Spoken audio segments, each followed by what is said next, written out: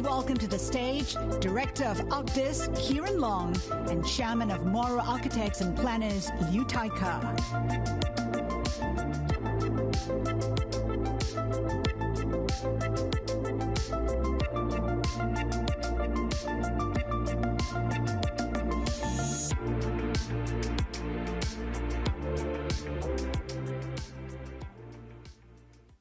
Well, a warm welcome to this afternoon session about cities. My name is Kieran Long. I'm the director of the National Centre for Architecture and Design in Stockholm, in Sweden, and it's my pleasure to host these conversations. Cities as a topic are, of course, vital. They're the terrain where most people in the world live. They're a massive contributor to climate change, to carbon emissions, but they're also the territory that we share, the place we have the possibility of building a kind of solidarity amongst citizens that can lead us towards some of the changes that we've been hearing about in the last day and a half. And it's my great pleasure to welcome to the stage Dr. Liu Thai Ker, who is the Chief Architect and Urban Planner of Singapore's Housing and Development Board and Urban Redevelopment Authority between 1969 and 1992. We can say, in short, the man most responsible for the urban environment we've all been sharing these last few days. And under Singapore's first president, Lee Kuan Yew, delivered and materialized what Michael Bloomberg last night called the world's most successful public housing system. So it's a great honor to be here with you and to hear from your great experience. Tell me, when you think back to the beginning of your time here in Singapore, the challenges you faced, what was the task? What did you need to do? Yes, okay, I will answer that question, but before that I want to say that I'm really grateful that this forum is held in Singapore. And because some of you may not know that there's such a thing as Lee Kuan Yew World City Award, which is awarded once every 2 years. The first one was in 2010. The second one was in 2012, awarded to Mr. Bloomberg when he was the mayor of New York City. So I'm happy that we'll maintain this kind of connection. Sometimes people ask me what was driving me to work so hard for myself and for Singapore. I would say that when I grew up as a kid, Singapore was a very, very backward place. In fact, there was a view that in those days, as late as even 1960s, Singapore was seen to be more backward than Manila, than Saigon, now of course Ho Chi Minh City, and Yangon, more backward than that. And it's true because in 1960, when we had 1.6 million people, about 3 out of every 4 persons lived in squatter area. And but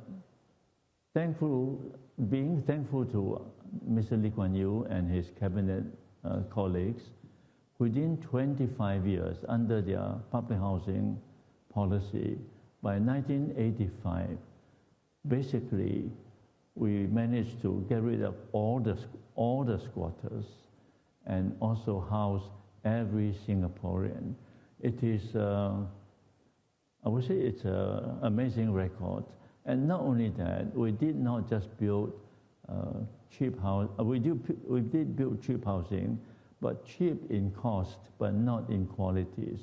Because around that time, I was really concerned about if we build something that's temporary and low class, we might need to kind of keep pulling them down and rebuild many, many times. So I asked our engineers and architects that whatever we build must be able to last for centuries. And so what you see in Singapore, the public housing, they will stay for centuries. And in looking back, this was a good solution because it means that in today's everybody's concern on global warming, we are not wasting our resources. We just, whatever we build, we keep. Yeah. Dr. Yew, I want to come back to the question of ecology and Singapore's extraordinary ecological credentials, but today Singapore is one of the most livable cities in Asia, a success story in that regard. Tell me about some of the principles that you worked with in terms of the urban design, the design of this city back in the 70s. Yes, okay, I'll try to make it as brief as possible. And personally, I feel that, and fortunately this was shared by Mr. Lee Kuan Yew also, the purpose of urban planning, I can summarize in 2 words: people and land. You create a city, then create a livable, resilient city for the people. And you also create a city that is functional as well as sustainable for the land. And this is really the key. These are the 2 key targets of our planning. And behind that, I also want to say that, in my view, to be a planner, a lot of people said I was a kind of master planner. I said, I don't accept that honor. I position myself as a servant of the city, because if you are a servant, you find out what the people need, what the land needs. Once you know their needs and you provide the services, provide the plan for them, that's how you get the city planned well. And so this is, I would say, a very important concept. It's not a false sense of humanity that I'm talking about. I'm saying that to create a good plan, try not to be a master, but try to be a servant. Maybe I just want to add, this idea is not original. When I was a young man, I was so struck by a statement by Liu Thai Ker, the American famous architect. He said the job of an architect is not to impose what he has in mind for the land, but to find out what kind of perfect design that the land already has, and then try to fulfill that wish. Tell me about 2 aspects which are really radical in the approach to making a city that you had. One is the approach to public housing, to giving people a stake in Singapore, and the other one, the multi-ethnic population you had to house. Can you talk a little bit about how your housing buildings and how your housing policy accommodated that? Yeah, of course, our first government was very concerned that if people did not have good homes to live, they could not really focus on their works, and that would affect the economic growth of Singapore. And Singapore being such a tiny place with totally no resources, our big worry in those days was survival, how to survive. And there are many things. We have to build up our military and build our ecology, and of course housing is one of those key strategies. And what was your question? I was interested in a bit more about the multi-ethnic population you had, which was... And I think many of you know that in Singapore we have 4 key ethnic groups. Chinese majority, about 3/4, and Malay and Indian and Europeans. And in the 50s and 60s, there were a couple of incidents where the Chinese and Malay fought with each other, and to the extent of killing each other. So the Singapore government was concerned about that if we do not mix the different ethnic groups together, such a thing might still happen. And therefore, as a head of a public housing agency, I was asked to work out a formula to see how we can fairly set a high limit for different races and a low limit for different races. It's very precisely described, and is the limit for new town, for neighborhoods, for precincts, as well as limit for each building block. It's all carefully calculated. It took me and many of my colleagues 9 months to do that. And I'm glad to say that after this was announced in the early 80s, until today, I have not received one letter of complaint or a kind of protest in front of my face, because it was done very, very carefully, and everybody understand there was a need to do so. And all of those people who are in the public housing system, you've described them as having a stake in Singapore. It seems very important for the identity of Singapore that people are participating in this housing system. Yes. Okay, in terms of mixing, just now I missed out one thing. One is mixing the ethnic groups.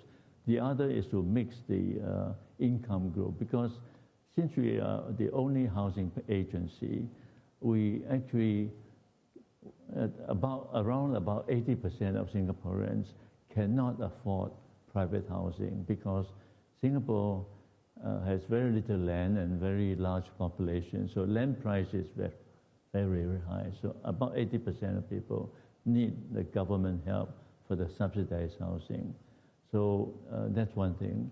And the other thing is that when the British left us, if you ask the Chinese, which country you come from, they'll say China, Malaysia, India will say from India.